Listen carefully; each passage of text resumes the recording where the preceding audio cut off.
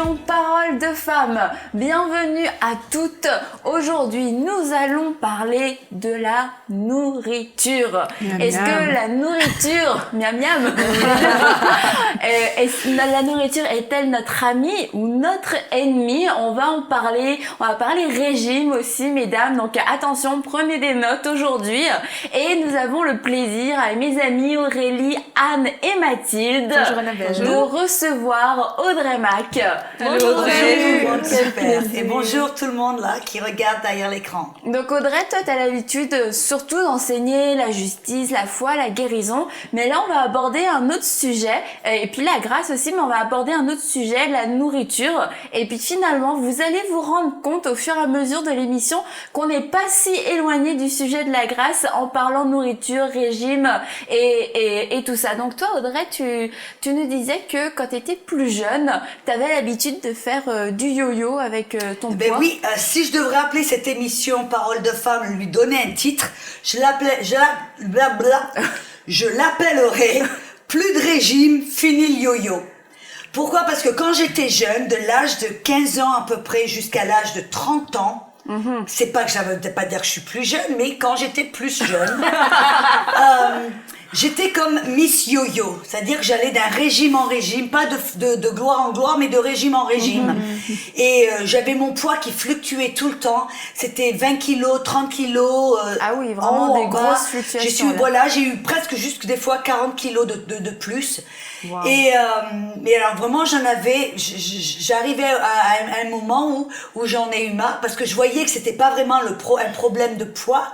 Et après avoir rencontré le Seigneur, je me suis aperçue que c'était vraiment un problème de l'image que j'avais de moi-même. Et que même quand je me rappelle que j'étais toute mince, que j'étais plus jeune, j'ai un moment où j'ai atteint un moment où j'étais super mince. Même là, j'étais pas contente avec moi parce que je me disais je suis trop mince. C'est comme si vraiment on n'est jamais contente. Et mais c'est à l'âge de 30 ans que je suis arrivée vers le Seigneur, j'ai dit mais j'en ai marre d'aller de régime en régime, de yo-yo, et je vois, Seigneur, je me suis aperçue que c'est pas un problème de régime ou de physique je voyais que c'était un problème d'image intérieure de mon cœur. Et alors là, vraiment, je me suis tournée vers le Seigneur, j'ai dit, apparemment, je sais pas comment faire, je sais pas quoi faire. Alors aide-moi, montre-moi ce que je dois faire.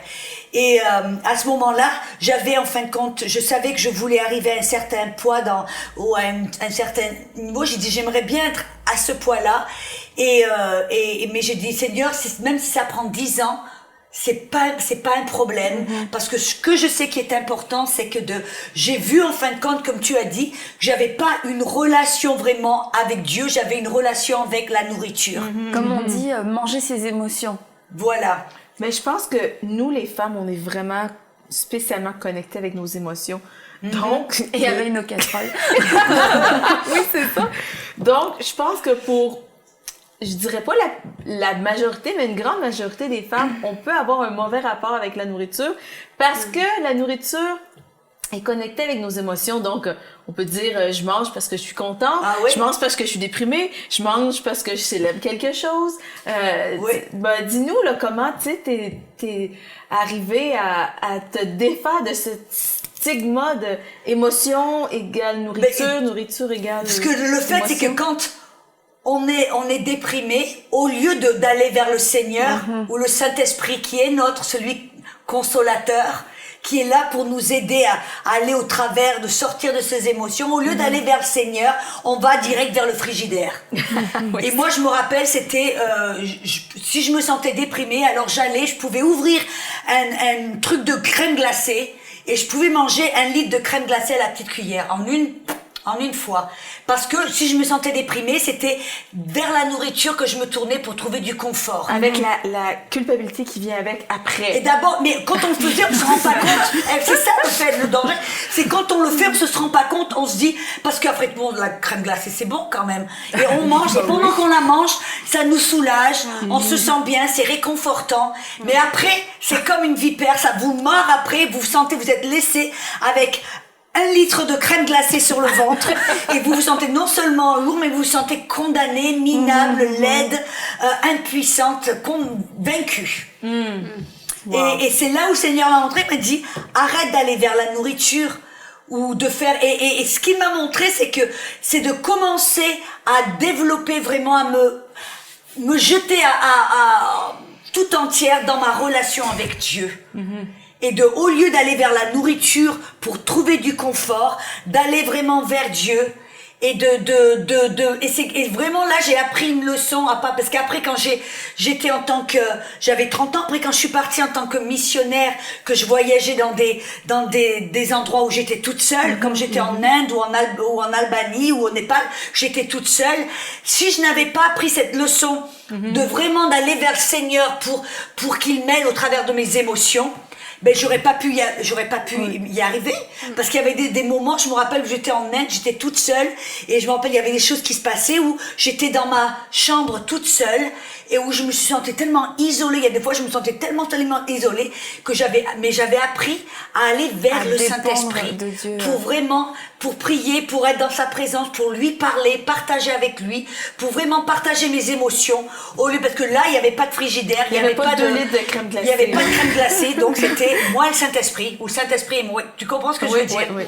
Et là, c'est vraiment, mais au niveau, parce que je sais que je rencontre tellement de personnes qui ont une fausse relation comme ça avec la nourriture, parce qu'elles n'ont pas appris vraiment à se connecter au niveau des émotions avec le Seigneur. Elles ont l'impression que leurs émotions, en fin de compte, elles doivent en avoir honte. Qu'elles doivent cacher. Alors on s'approche pas de Dieu avec ses émotions parce que c'est laid, c'est mauvais. On se sent laide quand on comprenez ce que je veux dire? Donc on se permet pas de partager notre douleur ou ce que l'on ressent, avec qu'après tout on va vers le Seigneur quand on a bien prié, qu'on est toute belle, qu'on a bien lu nos 4 chapitres. C'est là qu'on va vers le Seigneur. Mais quand on se sent isolé ou laide ou minable ou condamné ou qu'est-ce qu'on veut faire? On veut pas aller vers le Seigneur. Mais c'est là qu'on a besoin, par la foi. Et c'est ça qui est super. C'est quoi la foi? C'est de pouvoir faire quelque chose, surtout quand on sent rien du tout, ou quand nos émotions et nous disent le contraire. Et la foi est agréable à Dieu. Dieu, lui, ça lui plaît quand on se sent seul ou minable ou laide ou quelle émotion, où on se sent condamné, d'aller vers lui, de partager ses émotions, à dire je me sens pas de cette manière, où il y a ça, et d'être transparente. Là, voilà, avec le Seigneur, de se permettre d'être transparente. Et la Bible me dit que celui qui se confie en l'Éternel est rassasié, et quelquefois on le prend pas dans ce sens-là, mais réellement on est rassasié dans nos émotions, on est rassasié, on est découragé, on est rassasié d'encouragement qui vient directement du Seigneur, et on n'a pas besoin de crème glacée pour s'encourager un petit peu plus. Tu sais, c'est intéressant parce que je me rappelle une fois, j'ai vu quelque chose que j'avais comme une faim à l'intérieur et tu as envie de la satisfaire. Et je me rappelle en me disant ouais, peut-être que j'ai besoin de manger quelque chose, je vais faire frigidaire, prendre quelque chose. Après j'ai toujours cette faim, alors non, peut-être que je vais prendre des petits gâteaux, ou peut-être toujours cette faim. Et je me suis aperçue que cette faim vraiment c'était spirituel, que c'était vraiment, qu'il y avait quelque chose à l'intérieur, que j'avais faim, mais que c'était vraiment faim pour la parole de Dieu. Et c'est des fois la dernière chose qu'on veut faire. On essaie de satisfaire cette faim ou des fois il y en a qui vont dire ben moi je vais regarder de la télé ou je vais manger quelque chose. Et nous femmes, très souvent, on se retourne dans la nourriture. Mais cette faim, vraiment, ce truc, ça nous gratte à l'intérieur. En fait, c'est une faim spirituelle qui vient de notre esprit. Et je me rappelle, ça m'est arrivé un jour où j'allais dans le frigidaire pour prendre quelque chose et prendre ceci. Et tout d'un coup, à la fin, j'ai dit, c'est comme si j'étais pas satisfaite. Et je me suis dit, tout d'un coup, j'ai pris ma Bible et j'ai commencé à lire ma Bible et j'ai commencé à louer le Seigneur et tout d'un coup, ça t'a rassasié. Ça m'a rassasié. Donc, au grand, en fait, si je ressens une faim ce soir, c'est que probablement va pas vers le frigidaire, va vers ta Bible. Mais dans le fond, c'est comme de nourriture qu'on ne connaissons pas, Aurélie. Mais c'est comme, si je comprends, là, c'est de transférer notre source de réconfort, en fait. Ouais. La source de notre réconfort, de passer de la nourriture à vraiment la présence de Dieu, son Saint-Esprit. Et on va être rassasié, il dit qu'il est notre pain quotidien, tout ça. Oui, je crois que de transférer nos émotions au lieu de les transférer sur quelque chose de concret. Et c'est une décision, comme tu disais Anne ce matin, on doit prendre des décisions. C'est un choix, ça va pas se faire tout seul parce que si on écoute notre chair, bien sûr, on va aller vers frigidaire, mais de prendre cette décision de dire ben non, je vais transférer, je vais parler avec le Seigneur, transférer ses émotions, je vais partager ça avec lui et de voir que c'est là vraiment, c'est un choix qu'on doit prendre. C'est pas facile. Ça ne devient pas comme un combat? Genre, je veux pas manger ça, du coup, je vais vers le Seigneur. Est-ce qu'il n'y a pas comme une espèce de guerre comme ça? Je délaisse la nourriture. C'est la guerre de ta chair. Ouais, Je pense pas que ce soit une guerre, mais c'est juste qu'on a un besoin qui est mal identifié. Comme tu disais tout à l'heure, il y a quelque chose à satisfaire, donc j'identifie ça comme de la faim de nourriture, mais en fait c'est la faim d'autre chose. Oui. On sent un besoin, on sent un malaise, on sent qu'il y a quelque chose, et on sait qu'habituellement la nourriture nous réconforte, donc on va aller naturellement vers la nourriture. Mais c'est pas ça dont on a besoin. Et effectivement, la plupart du temps, on la rassasie, cette faim en allant vers Dieu, c'est clair. Mais il y a cette... là, on mange pour essayer de se rassasier. Mais il y a aussi l'autre extrême dont tu as parlé tout à l'heure, les régimes, et qui font faire des yo-yo avec notre métabolisme, avec notre corps. Et puis, je sais pas si vous avez déjà fait des régimes. Anne dit oui. Quand j'étais plus jeune, ouais. Mais Et c'est terrible parce qu'en fait, on est aussi bombardé. Hein. On est dans une société où on est en permanence bombardé par des idéaux de minceur. Oui. En tout cas, dans la société occidentale et particulièrement West Europe, là. En France, quand je vais en France, je suis éberluée de voir la pression à être mince, les messages qu'on nous envoie beaucoup plus. Au Québec, je trouve qu'on l'a aussi, mais beaucoup moins forte. Mais quand on va en Europe, c'est terrible, la pression qu'on peut avoir sur l'apparence physique, sur... Ça parle de régime partout. Mais dès que tu commences avec les petites filles, on leur donne une poupée Barbie. Oui, elles sont archi minces. Tu vas Voilà. dans les magasins à partir de la taille 42, t'es considérée comme grosse. Non, mais c'est vrai. Oui, tu vas en oui, France, tu vois même les tailles 42, tu te demandes si c'est une taille 36 d'ici. Il y a des messages comme ça qui passent, qui sont clairs ou qui sont insidieux et qui nous renvoient en permanence à l'image de la minceur, la nécessité de la minceur. Et tu tournes à droite sur les pharmacies, produits minceur. Tu vas à l'épicerie, produits allégés. Tu vas dans les magasins de vêtements, c'est pareil, c'est quasiment une panoplie pour fille qui fait 30 kilos. Les jours de vent, en tout cas. En permanence. Et puis, paradoxalement, on est dans une société d'abondance où il y a quasiment aucune limite à ce qu'on peut ingurgiter. Et c'est le grand paradoxe de notre société. Puis, en tant que chrétienne, on y est soumise autant que les autres. Et le problème, c'est qu'il faut pas rentrer dans ce jeu-là. parce que là, la nourriture devient l'ennemi. Une ennemie. Une ennemie. Alors que non, c'est une grâce de Dieu pour nous nourrir, pour nous faire grandir, pour nous donner de l'intelligence. La nourriture, c'est tout, c'est notre source de vie, matérielle. Toi, t'en penses quoi, Audrey, des régimes? Ben, moi, j'étais Miss Yo-Yo, comme je dis. Et quand je me suis tournée vers le Seigneur, parce que j'ai vu que c'était un problème qui était beaucoup plus profond que le poids, que d'avoir 10, 20, 30, 40 ou je sais pas combien de kilos en trop. C'était simplement ça, c'était un produit ou le fruit de ce qu'il y avait à l'intérieur. Et donc, quand le Seigneur a commencé à me parler, la première chose qu'il m'a montré, comme j'ai dit, c'est de transférer, au lieu de me tourner vers la nourriture, d'aller vers lui et de développer essentiellement ma relation avec lui. Mais après, il m'a montré que le régime, en fin de compte, il m'a enseigné certains principes qui, à l'époque, je savais pas ce que c'était. Mais il m'a enseigné certaines choses et après, plus tard, des années plus tard, j'ai découvert qu'il m'a enseigné les principes de la grâce. Parce qu'en fin de compte, le régime, avec un grand R, c'est le principe de la loi avec un grand L. Et la loi, c'est quoi? La loi, c'est tu dois faire ceci, tu ne peux pas faire cela. C'est une liste de ce que l'on doit faire et ce que l'on ne peut pas faire. Et le problème, c'est quand on est sous la loi, la Bible nous montre que quand on est sous la loi, le péché commence à nous dominer. On est dominé et on devient impuissant. Et cette chose que l'on ne peut pas faire tout d'un coup, elle prend le dessus sur vous et c'est le désir. C'est ce que 1 Corinthiens 15, 56 dit, que la force du péché, c'est la loi. C'est-à-dire que la loi ranime le péché, le désir. Ouais. Par exemple, si on te dit, moi je me rappelle un ami qui me disait il a fait cette expérimentation. Ouais. Et il avait ses enfants qui jouaient derrière la maison et il a dit je vais voir si c'est vrai. Il aurait été vers eux, il leur a dit écoutez, voyez ces petites fleurs là, ne les touchez surtout pas. Maman les a plantées, alors ne les touchez pas. Si je vois que vous les touchez, vous aurez affaire à moi. Et les petits enfants qui jusqu'à présent savaient pas du tout que les fleurs étaient là, ils s'en fichaient complètement. Tout d'un coup, quand ils ont entendu tu ne peux pas toucher les fleurs, qu'est-ce qui s'est passé? Waouh, le désir est venu. Tout d'un coup, ils ont été comme attirés. Ils ont tous été autour des fleurs. Il y en a un qui regarde. C'est fou. Ah ouais, qui veut essayer de le toucher avec son pied, l'autre qui crache dessus parce que on essaie d'aller aussi près que possible. Parce que quand tu prends ta tablette de chocolat, tu la lèches. L'autre qui regarde avec envie vraiment parce qu'il veut le faire mais il n'ose pas. Et c'est ça le principe du régime. Le régime, c'est ça.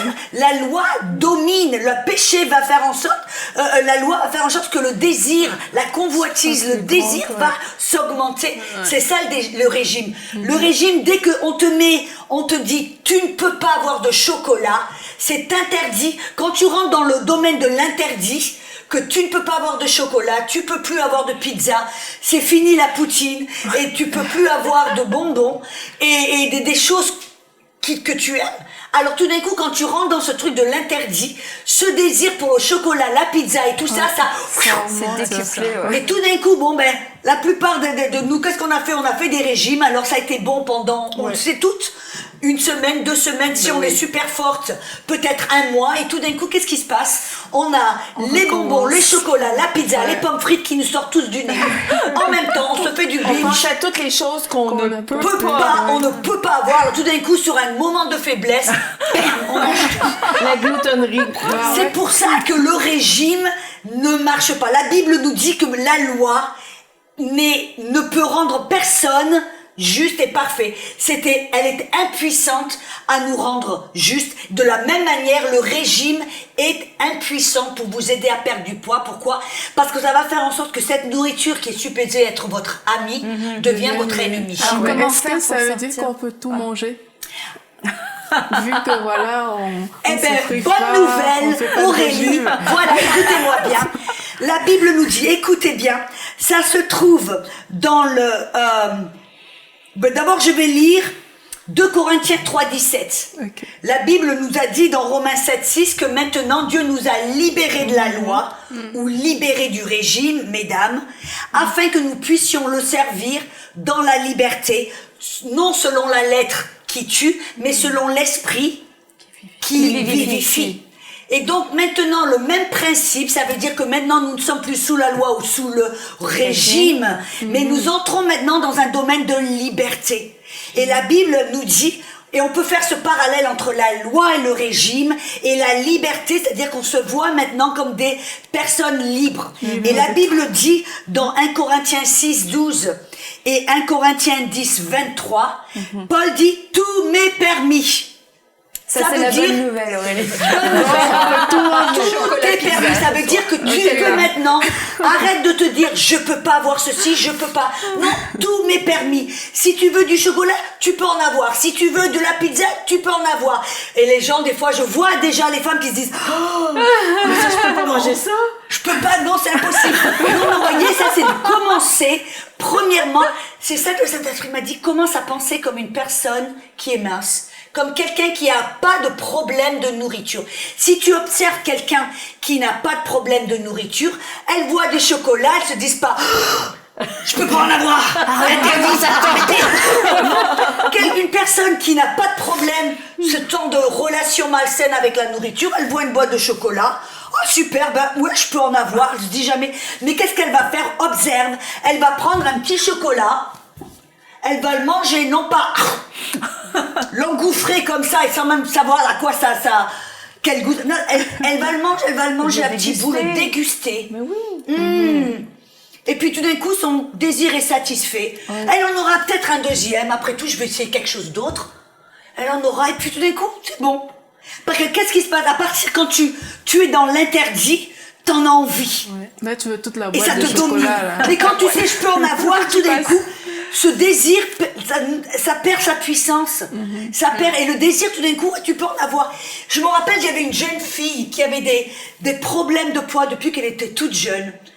Et premièrement, parce qu'on lui avait dit, t'es grosse, c'est stupide, t'es grosse, tout un tas. Et elle avait, en fin de compte, elle se refusait d'être d'être mince. Dans son psychique, elle disait ouais, je suis grosse, alors je dois être grosse. Et elle avait ce problème avec la nourriture et je lui ai enseigné vraiment comment aborder la nourriture, de pas le voir comme un ennemi. Je peux pas la voir, mais le voir comme un ami, dire oh ben oui, peut-être que ça c'est bon, je vais en manger un petit morceau, c'est bon. Le premier, quand j'ai enseigné sur ces principes, tout est permis, mais tout n'est pas forcément bon pour moi. Oui, tout m'est permis, il n'y a pas de l'interdit, mais je vais réfléchir, est-ce que c'est bon pour moi? Ou est-ce que, au contraire, ça va pas être bon? Tout d'un coup, au lieu d'être, tu peux pas, on est maintenant, on est libre. Et quand tu es libre, qu'est-ce que ça veut dire? Que tu as le droit de choisir, tu as le droit de dire non. C'est pas que ça t'est imposé, c'est toi qui choisis. Maintenant, tu deviens une personne puissante. Et cette jeune fille, c'est ce que je lui ai dit. Le premier soir, je lui ai enseigné ces principes de la grâce et de la loi. Et je lui ai dit, écoute, ce soir, je lui ai dit, qu'est-ce qu'est la nourriture dont tu aimes tellement, mais qu'on t'a toujours dit, oh, tu peux pas l'avoir. Qu'est-ce que c'est qui te fait peur? Parce que des fois, c'est ça. On voit la nourriture et on en a peur. On le voit comme un ennemi. Je lui dis, écoute, ce soir, rentre à la maison et va prendre, pour moi, c'était le chocolat. Je lui dis, va te prendre un morceau de chocolat parce que maintenant, pense, tout m'est permis. Je peux tout avoir. Si je veux du chocolat, je peux en avoir. Alors, j'ai dit, tu vas à la maison, prends-toi un morceau de chocolat, mais ne l'engouffre pas. Prends-le et déguste-le en te disant, oh, merci Seigneur que je peux avoir du chocolat. Je suis libre. N'importe quand je veux du chocolat, je peux en avoir. Et je déguste-les. Et c'est ce qu'elle a fait maintenant. Elle a commencé, à chaque fois, elle disait, je suis libre. Je peux avoir de la pizza. Alors elle en prenait, puis elle le dégustait. Et tout d'un coup, petit à petit, certains désirs ont commencé à perdre sa puissance sur elle. Et elle m'a dit, la première soir quand j'ai fait ça, c'était son petit truc qu'elle devait faire, prendre un morceau de chocolat et se dire je suis libre de le manger, de le déguster. Elle m'a dit ça a été dur, parce que tout en moi se battait en disant, oh, elle me dit mais je l'ai fait. Elle dit mais maintenant je suis libre. Et en moins de rien, peut-être en 2-3 mois, elle a perdu presque 40 kilos, je sais pas. Plus que sans même 40 essayer. kilos, c'est vraiment son image d'elle-même qui a changé. Et maintenant, on le voit, elle est rayonnante. Et on voit elle m'a dit, ma relation avec Dieu, elle s'est transformée. Et maintenant, elle a un super témoignage où elle a perdu du poids sans même essayer. Parce qu'elle est maintenant, au lieu d'être sous ce régime de l'interdit, elle s'est vue libre. Et quand on est libre, on est puissant. Maintenant, moi, vous voyez, c'est ce qui s'est passé pour moi. Bon, maintenant, j'ai 53 ans, presque 53 ans, ça fait donc 23 ans. Quand le Seigneur m'a enseigné ce principe de la grâce, c'est ce que j'ai fait. Je pouvais manger, il y avait rien qui m'était interdit. Et je choisissais, mais je pensais, ouais, tout m'est permis. Je peux avoir, mais est-ce que ça vraiment, ça va être bon pour moi? Tout d'un coup, j'ai compris que ce corps, c'était pas une question d'être grosse, d'être mince, de physique, c'était une question que ce corps, c'était un outil que Dieu m'a confié. Et j'ai commencé à avoir la bonne perspective de voir ce corps, au lieu de dire, oh, il faut que je sois mince parce qu'après tout le monde sait ce qu'il faut être. C'est que j'ai vu, au lieu c'était plus une question de minceur ou quoi, c'est une question, est-ce que je devais en prendre bien soin? T'étais plus esclave de ton corps, t'étais responsable de ton corps. Merci Annabelle, super. C'est ça, exactement. Tu avais le libre choix de choisir entre la vie ou la mort. Dans le fond, les aliments qui sont la vie pour ton corps ou la mort pour ton corps. Et tu choisis. Et voilà. Tu vois, dès que tu peux choisir que tu deviens puissante. La liberté, c'est pour ça que Dieu nous a mis dans un domaine de liberté, parce que c'est là qu'on peut être puissant, parce qu'on n'est plus dominé par ça. On domine. Je peux manger une pizza entière si je le veux, mais maintenant je choisis non parce que je sais que c'est pas bon pour moi. Je le ferai pas. Okay. Et on devient puissante, on se dit maintenant, ah ben non, ça c'est pas bon pour moi. Et ça nous évite les excès. Et oui. C'est Les ça, excès, soit dans l'un, dans l'autre, parce que quand on parle de régime, grosse privation, et après, comme tu dis, une fois que le régime est terminé, c'est wow, tout ce qu'on t'a pas mangé pendant un mois, tu le récupères en 2 minutes. C'est ça. Donc, le fait de savoir qu'on a cette responsabilité et ce privilège et cette puissance, ça nous rend d'un seul coup, on voit les choses différemment. On est maître de nous-mêmes. Ouais, voilà. Mais la maîtrise de soi aussi, Au c'est lieu quand d'être même esclave en dessous, dominé par la nourriture ou pas dominé par ses désirs malsains, tout d'un coup, comment ça... Mais c'est formidable, c'est vraiment... Non, mais c'est Mathilde. c'est vraiment libérateur d'aborder la nourriture comme ça. Là, les femmes qui aiment le régime, là, je pense que c'est une bonne, c'est vraiment très bien ce que tu as dit Audrey, en fait. C'est que ça dépend pas, c'est vraiment notre rapport avec Dieu qui doit nous pousser à faire des choses et de voir notre corps comme un instrument. Oui. Ouais, je trouve ça vraiment bien. Et d'être libre, c'est ça, on doit apprendre. Comme on disait ce matin dans les autres émissions, c'est que Dieu veut que l'on soit libre. Libre d'être nous-mêmes, libre. On a été créé pour dominer. Genèse chapitre 1, versets 26 et 28. Dieu nous a créés semblables à lui-même et on est appelé à dominer. Et il veut que l'on soit libre, même libre d'une chose de la nourriture. Donc on domine sur le bol de chips, on domine sur... Voilà, tous ces trucs. Tu vois, c'est dès que tu l'abordes au lieu de je peux pas en avoir, que tout d'un coup tu es libre, de dire je suis libre d'avoir des chips, et tu te dis, ben oui, tu peux en avoir tu peux en manger. Tu es libre d'en manger, mais tout d'un coup tu choisis, mais je sais que si je mange un paquet entier de chips, ça va pas être bon pour moi, donc je choisis. C'est t'est pas imposé, tu peux pas, c'est je choisis.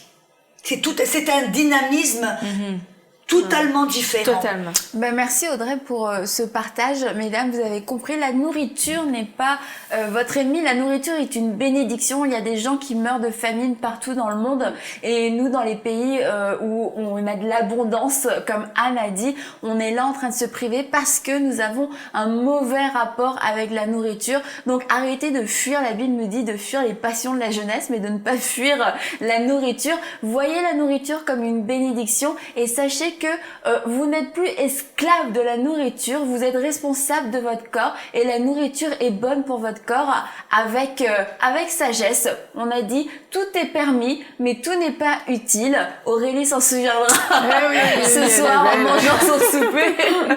Donc merci beaucoup Audrey. Et puis si tu peux prier pour des femmes qui rencontrent justement des combats par rapport à ça, puisque toi tu as été victorieuse dans ce domaine. Tu pourrais prier pour ces femmes. Et je remercie le Seigneur que depuis, maintenant c'est même plus un problème, c'est que depuis 20 et quelques ans, je suis restée au même poids. Et je peux manger, et puis la bonne nouvelle, c'est que je peux manger ce que je veux, quand je veux. Je prends plus de poids du tout. Je suis restée là parce que maintenant c'est une question où j'ai cette relation avec Dieu. Bah ça c'est votre rêve à vous aussi. Amen. Donc recevez cette prière. Et c'est dans possible. la foi. Si Dieu l'a fait au travers de moi, alors il va le faire au travers de vous. Alors je te remercie Seigneur. Je prie, prenez votre main et mettez-la sur votre cœur. Oh, maintenant, je te remercie, Saint-Esprit, pour faire un travail dans leur cœur. Qu'elles soient libres de cette pression d'essayer d'être Miss Canada, Miss America, Miss n'importe qui. Non, qu'elles sont libres d'être elles-mêmes. Et je te remercie, Seigneur, pour cet outil dans les mains du diable, pour nous mettre dans l'esclavage, pour nous mettre dans une prison, pour nous tourmenter. Je te remercie Seigneur, je déclare que ces femmes sont libres, qu'elles ont entendu ta parole, qu'elles sont libres de profiter de la vie, libres de profiter de la nourriture et d'en jouir, libres d'être elles-mêmes, libres d'avoir une relation avec le Seigneur et être libérées de cette peur de la nourriture. Je te remercie Seigneur au nom de Jésus pour l'œuvre que tu entames et que tu commences dans leur cœur. Toi Seigneur, tu vas le finir au nom de Jésus. Amen. Amen. Merci beaucoup Audrey, merci mesdames et mademoiselles. Tchao. Merci à toi, et à Annabelle. très bientôt pour une prochaine émission de Paroles de Femmes.